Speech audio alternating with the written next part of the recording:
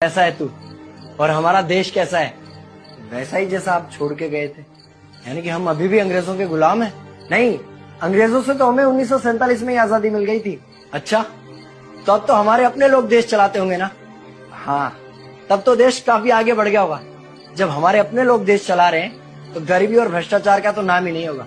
सबको बराबर हक दिया जाता होगा, किसानों और मजदूरों का अच्छा ध्यान रखा जाता होगा ना? नहीं, ऐसा तो कुछ नहीं है। तो कैसा है बताना मुझे। कैसे हमारे अपने नेता, हमारे आजाद भारत के नेता, 100 साल हो गए मुझे गए हुए, बताना।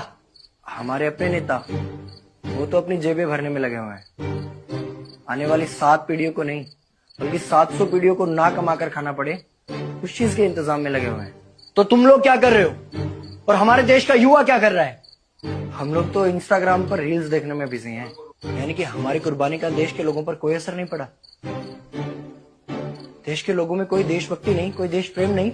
नहीं, ऐसा नहीं है। आपके लिए और देश के लिए बहुत प्रेम है भारत के लोगों के दिलों में। हर 15 अगस्त और 26 जनवरी को तिरंगा फहराते हैं, पूरे जोश के साथ भारत माता की जय बोलते हैं और आपकी डीपी भी लगाते हैं। और भारत और पाकिस्तान के क्रिकेट मैच के दौरान तो हमारी देशभक्ति पीक पर होती है। तुम इसे देशभक्ति समझते हो?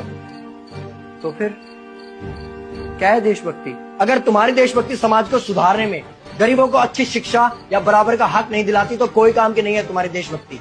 भ्रष्ट नेताओं और सरकार के खिलाफ आवाज उठाओ, लोगों को एकजुट करो। लेकिन अगर हमने सरकार के खिलाफ आवाज उठाई या नेताओं से सवाल पूछे तो हमें एंटी नेशनलिस्ट कहा जाएगा या हमें गद्दार करार दे दिया जाएगा।